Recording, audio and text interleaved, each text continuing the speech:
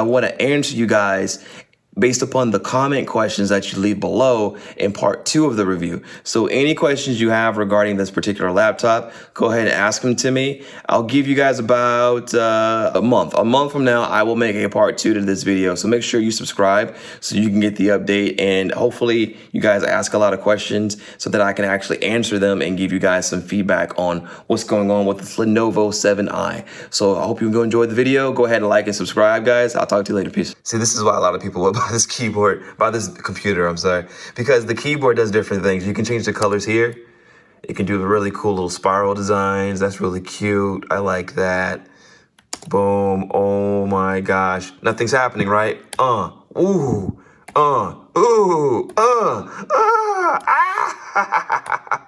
Sick, right?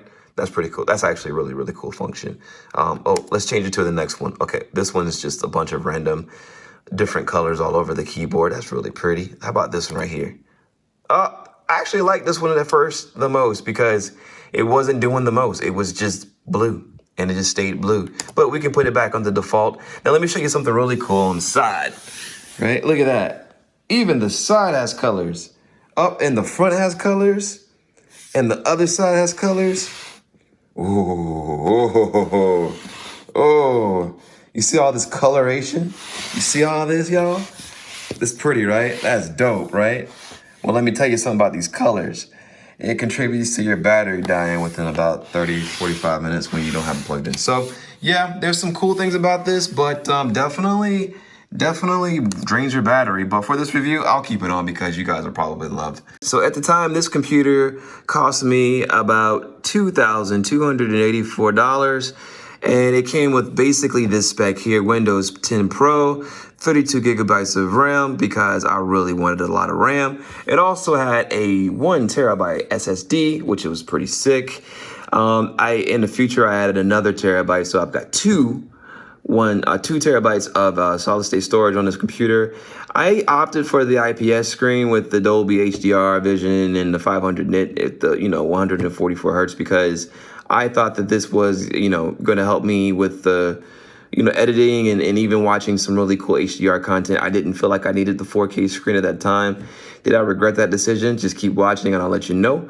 I also got the NVIDIA 2070 video processor GPU, and that was, I think that was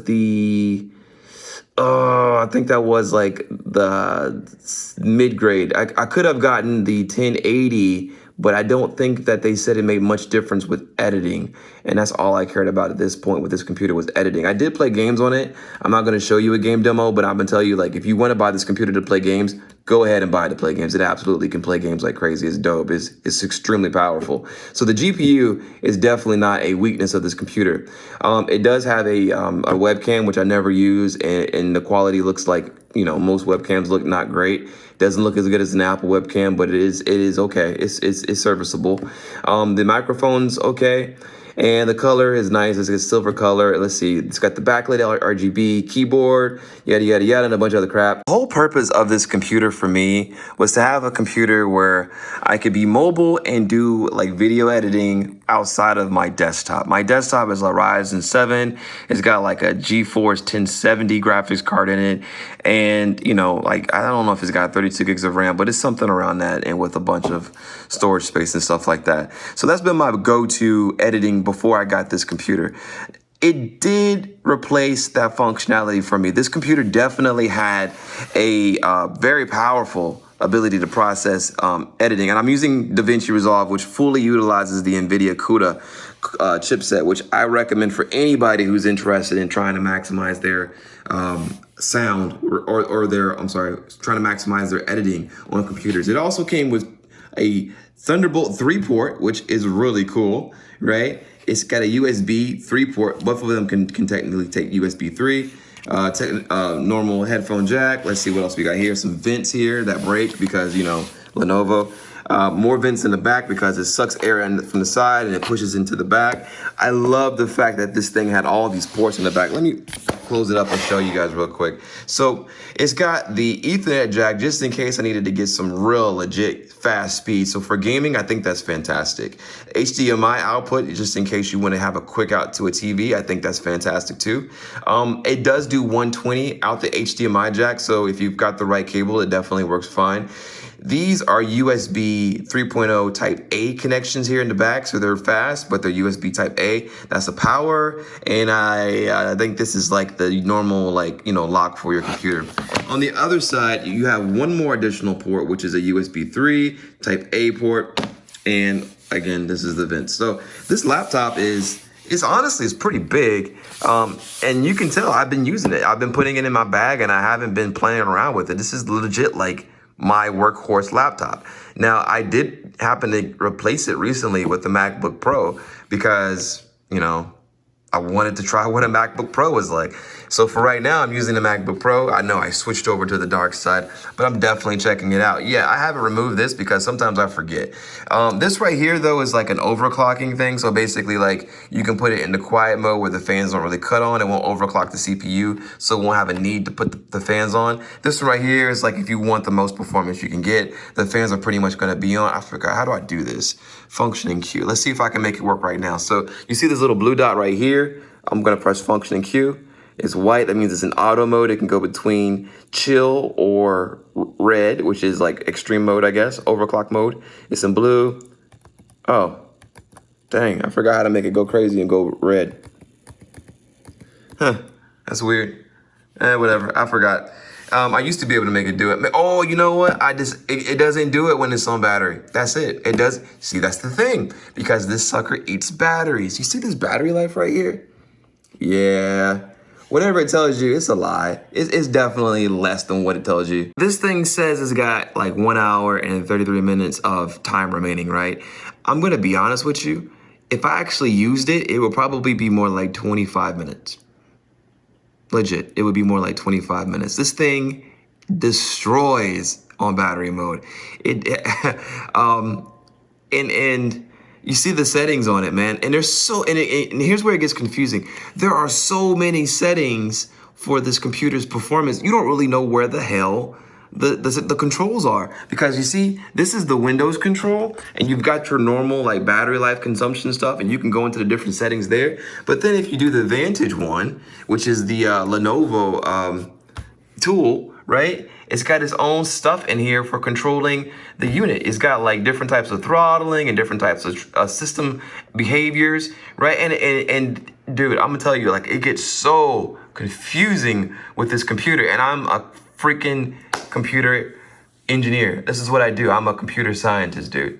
And I'm telling you, this is not user friendly. This is engineered. No, this is overly engineered. This is overly engineered. I'll just leave it. It's overly engineered, okay? You've got this application. There's another application that controls stuff.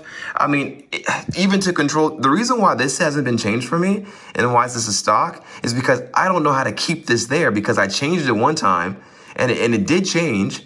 But then, like, when I restarted the computer, it came back into the default. And I'm like, I don't have time for this crap, right? And there wasn't, I don't remember seeing a setting for it to do that in the first place. So it's maddening a little bit.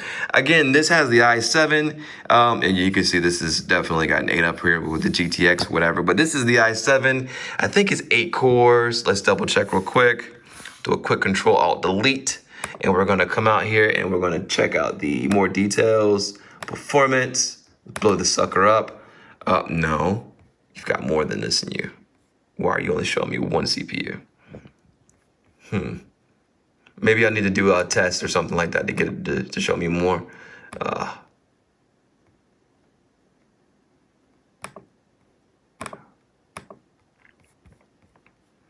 This isn't right.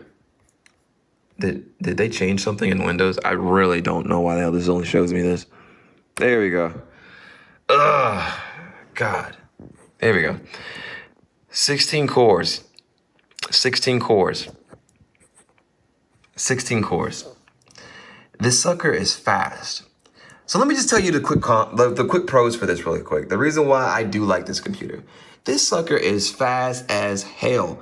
This computer is a beast when it comes to getting work done. And when it's plugged in, Oh my God, it's like a legit desktop. It's a beast, man. It outperforms my desktop every day. With the additional storage space too, it just gives me the ability to store so much content on here, and it's so good. Like I said, I edit video with DaVinci Resolve, and I recommend DaVinci Resolve if you're gonna go with a computer like this instead of like Apple. Adobe Premiere Pro. You know, definitely consider DaVinci Resolve because it's maximizing your NVIDIA CUDA chip. All right, it's going to use it to process and export your videos faster. It's just a great experience. Plus, DaVinci Resolve is just an absolutely great application too. So this is what I use to export my videos. And when I were to compare between like exporting with the native CPU, even though it's an NVIDIA, even though it's an Intel i7, versus going with the NVIDIA for the exporting inside of DaVinci Resolve, what you would have is the NVIDIA card is always faster. Always faster. So let me see if I can show you an example really quick and like basically give you guys an idea of what I'm talking about in DaVinci Resolve. This probably, it does still have, because my license got changed. Well, I can't show you no more, so whatever. But basically when you go to the delivery screen here at the bottom, there would be an option somewhere. If I had it's still there. Yeah, cool, that's weird. So basically it's right here. Native means it's going to use the CPU. NVIDIA means it's going to use the NVIDIA CUDA processing, and it's going to use that to export it, and it's going to do it pretty fast. And Intel, there's an Intel processing chip also in the video chip in the motherboard, integrated into the motherboard. What happens here, if I'm not mistaken, is that your screen goes back and forth between Intel and NVIDIA depending on what you're doing. So for gaming, it's the Intel. For your normal application uses, is like the Intel one. Did I say that right? For gaming, it's the NVIDIA. For your normal application uses, it's the Intel. That's what I meant to say. Sorry about that. Let me go ahead and exit this because I don't want to do this. So don't save. Let's just get out of here. Let's see. Another thing too, when you connect with HDMI, it is audio out for the HDMI. So that's a pretty nice thing to have there. The other reason I bought this computer other than for video editing was because of this port right here, this Thunderbolt port. You see, it's got the symbol and everything, right? Okay, cool. Oh, by the way, look, it's broken right here. Yeah, see, those broke pretty quick. Yeah, so it's definitely not the most sturdy laptop. As far as hinges goes, somebody said they had issues with the hinges. This hinge is pretty legit, man. I don't have no hinge issue at all. Not at all. The sound is pretty decent too. It's not as good as the MacBook Pro, but I don't think any computer ever made was. It definitely seems like the MacBook Pro 16-inch, which is what I have, is just freaking ridiculous when it comes to sound and stuff like that. The keyboard is cool. I love the numpad. The numpad option is great. I can't say that I need this, but I'm really happy when I have it, and I find myself using it a lot. So I like the numpad. The mouse trackpad is cool. It's a trackpad, I guess. It's not bad. It's not gonna make you better, I guess. These buttons are pretty. Let me cut this off for a second, guys. Hold on a second. Never mind. Yeah. Okay. Don't move mode. Okay. There is a way to cut this off, and sometimes by default, I think based upon your battery life for sure, this will be off. The RGB backlit keyboard will be off. What was I going to talk about before this? Oh, the Thunderbolt. So I bought this because of the Thunderbolt, right? And I thought that I was going to be able to do a lot of cool stuff with the Thunderbolt. Moving data on and off this computer is great. It's fast. It's not slow at all. But I have devices, and it's not Intel's fault. It's not Windows, Microsoft's fault. It's not Lenovo's fault. It's the fact that a lot of these people who make these devices for Thunderbolt, they kind of don't really give a damn about people with Windows. So they do the bare minimum just to say they support it, but they don't really support it. So through buying other types of, plugins for this on the Thunderbolt part, I've gotten frustrated with it. So, but I will say this: the Thunderbolt works. I actually have SD card reader that I plug in is USB 3. I can plug it in either one because even though it's Thunderbolt 3, it can still accept USB 3. So it's pretty cool and it's pretty fast. I don't have no issues with that. Would I recommend, oh no, wait, I forgot one of my biggest issues. Maybe I should just go into the cons. I forgot the cons. So yeah, this screen, man, this screen is amazing. For one, like watching, 120 frame rate stuff is amazing, right? It's dope. The problem is the saturation on this screen is ridiculous. It's ridiculous. Let me see if I can pull up the Intel, Intel Graphics Command Center. See, this was what I was talking about. So the Intel Graphics Command Center, I had to go in here. I had to figure out where the actual color stuff was being managed because Windows has one. I think the Vantage thing has one, and then there's the Intel thing. And also, don't forget, there's an NVIDIA thing too. So I found out it's this thing here, and then I had to go into like display and go into the color settings and do a few things here. And, not to overrun this stuff, guys, I had to figure this out the hard way. And I still don't think I perfected this, but I really tried hard to figure out how do I knock this damn saturation down? Because these reds were looking so ridiculous. It looked like it was blinding me. Even right now, you can't see it on this. That red is popping, man. So that's the thing about having an HDR screen, and especially a screen that's just super, super saturated like this. I look at something that I'm editing and I feel like I'm doing a great job on here. I take it to any other screen, it looks like crap. It looks like crap. So I'm stuck. Like, what am I supposed to do? So it is frustrating. That is very frustrating. It's a great computer, but at the end of the day, it's just extremely frustrating when it comes to the monitor. Also, too, one thing to add here, you might want to write these settings down because one time I got an update from, I don't know who updated. I don't know if it was an Intel update. I don't know if it was a Lenovo update. I don't know if it was a Windows update, but I got an update and this bad boy was reset to default. And I thought I had this thing pretty dialed in pretty decently at one point in time. And I feel like I could never get it back to where it was. So the screen is great for playing games. 100% great for playing games. I told you I bought this for video editing. And that has been the issue. The color accuracy is a big problem. It just doesn't work for video editing or for photo editing. It's just not easy. Would I still use this? Yeah, sure, if I was just trying to do massive edits, but I'd probably have to take the footage and put it on maybe the MacBook Pro, which I think has more accurate color representation than this, just to make sure that the video content is cool. Because I think this is still faster at exporting and processing the video than the MacBook Pro is.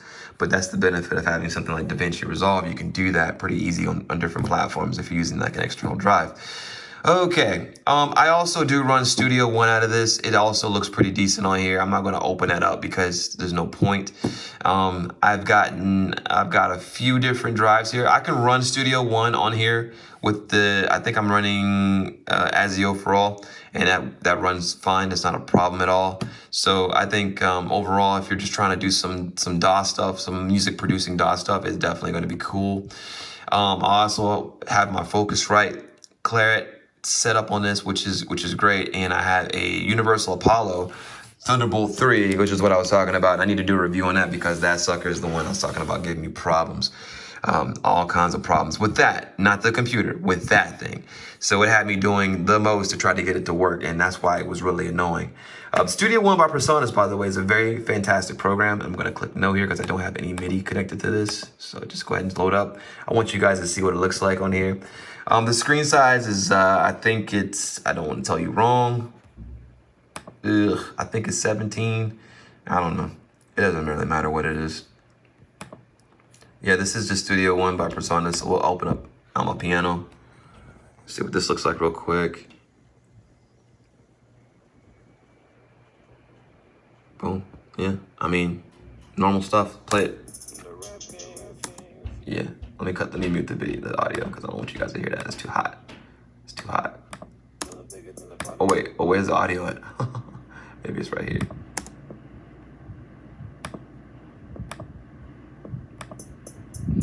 So we'll cut it up.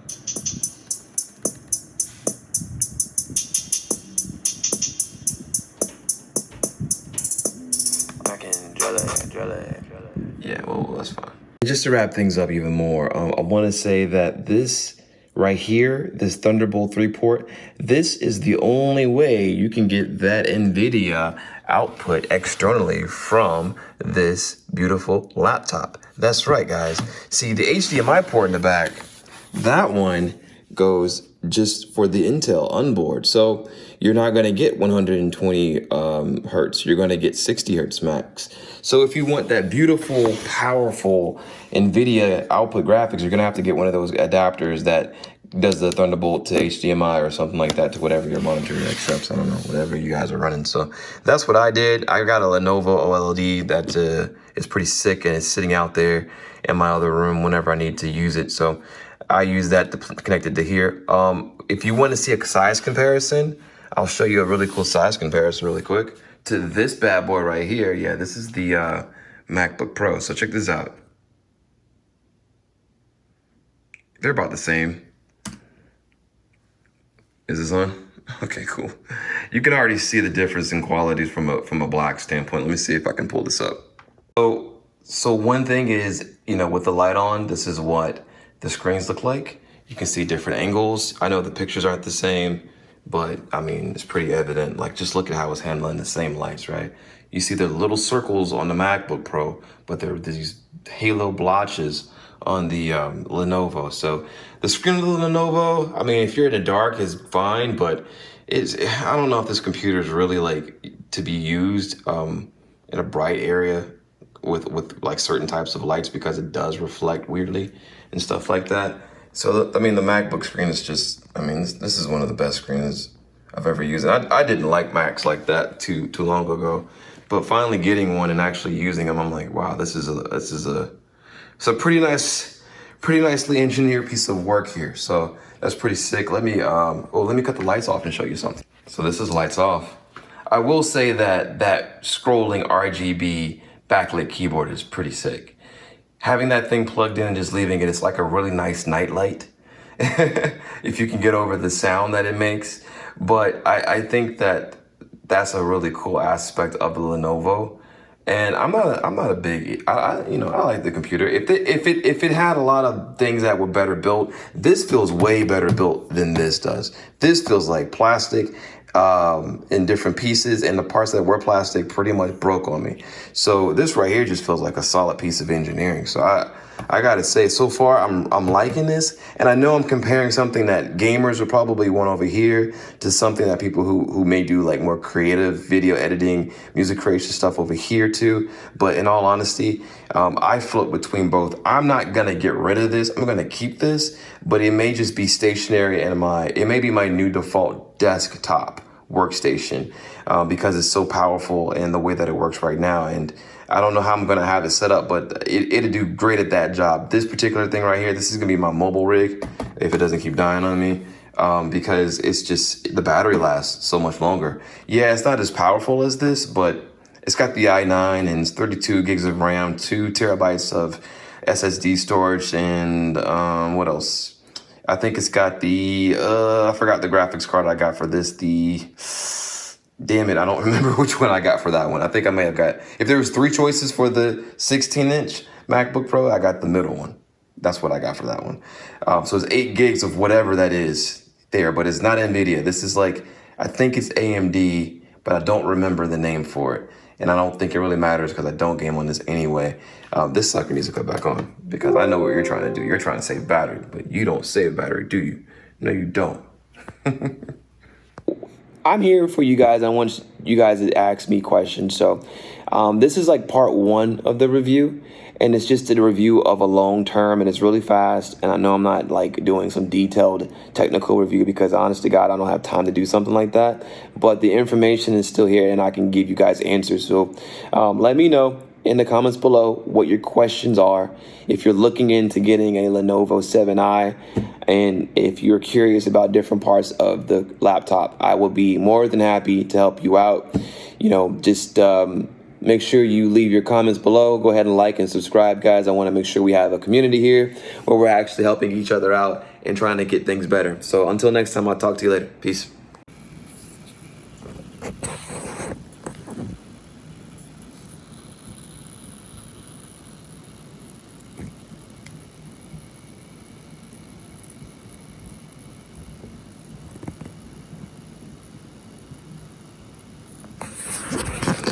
Yeah, that's the computer that's making that noise.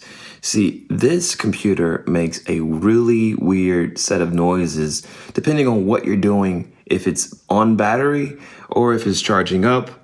It just has these weird internal sounding computer noises like this.